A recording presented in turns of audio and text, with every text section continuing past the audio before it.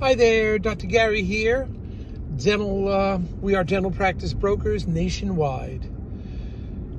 Today's topic, we sell dental practices. Today's topic is, after the closing, first day, buyer makes a big mistake after the sale of a dental practice. So we'll get into what happened. It did create problems, but we came up with a resolution, but we'll go over it with you. Anyway, so now we're in 28 states, selling dental practices nationwide. We have 10 employees, including 2 CPA accountants.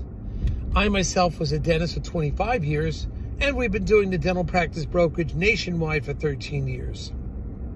You can reach us at 201-663-0935. Our website is dentalpracticeguide.com or nationwidedentalpracticebrokers.com. So give us a call.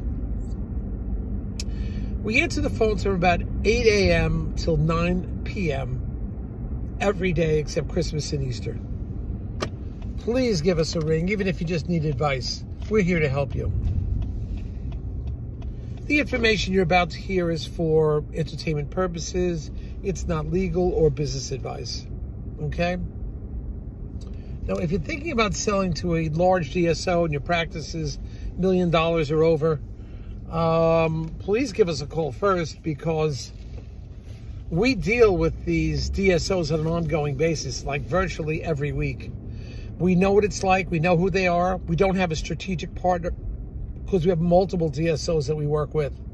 So we're here to help you. Now, they will pay our commission often, so there'll be no commission to you. And sometimes, based on certain criteria, we will get your legal fees reimbursed at closing. Many times, we can get your legal fees reimbursed at closing. So give us a ring about that. So what happened? Big mistake a buyer made on the first day after purchasing a dental practice. They were so focused, the buyer, on making the office their style. And there's nothing wrong with that. Redecorating, nothing wrong with that. But we don't suggest radical changes on the first at least 2 months of when purchasing a dental practice. And especially the first couple days. For example, a certain decor that you just may not be your style. I understand that. And plastic, purple and yellow plastic flowers certainly may turn you off, and you want to just get rid of them. I hear you. However, there's a time for that, and I agree you should do some updating, but take it easy right in the beginning. Keep the decor somewhat the same. Just keep it the same. Let patients get slowly used to it, see their comments and so forth. There's plenty of time to spend money on that. You should really be focusing on marketing and advertising. But what was one of the biggest mistakes that just happened? The buyer changed the answering machine to read the buyer's name and completely took off the seller's old name.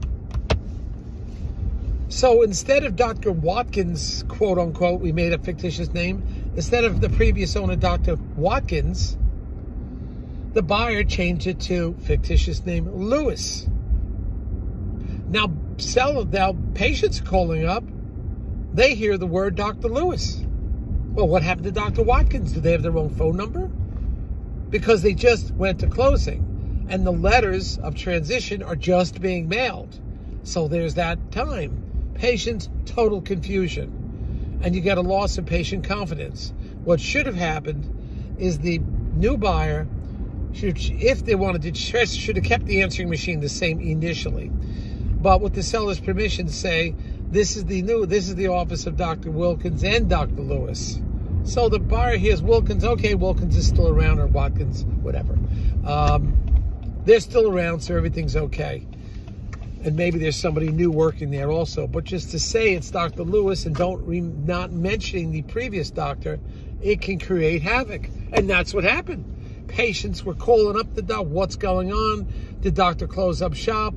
Some patients actually went to the office to see if the doctor's name, Dr. Watkins' name, was still on there. So it can create problems. It may seem minor to you, and I understand your need to make it personalized. I agree with you. But you want to ease the patients in, at least wait until the letters of transition have gone out. That the seller's announcing, I've sold my practice, I found a great replacement, such and such and such. Give it some time. At least a couple weeks for the letters to be mailed out. Don't make radical changes in the office. Yeah, repeating, I know you don't like those blue and yellow or blue and purple plastic flowers. I'm with you. But the patients got used to it. Ease them into it. Focus on your marketing strategy, your management strategy. You're busy enough with that stuff. Don't worry about radically changing the office immediately. This is not like buying a house. Well, nobody else occupies the house. It's your house. Of course you change it around. But not in an office, not initially. Take your time, plan things out. Give it a few weeks until all the patients have been informed. And also, if a patient's coming in, you should confirm with every patient the night before. Let them know Dr. Watkins is not working anymore, but you've taken over. A letter was sent out. Did you get the letter? You don't want anybody surprised walking in the office, say, where's Dr. Watkins? What happened? Just can't do that. You have to ease them into it, make sure the letter goes out. At minimum, have the secretary or the front desk call the patients the night before and say you'll be seen by Dr. Lewis. You know? And so the patient's prepared. They don't walk in shocked. Very important for you to remember that, okay?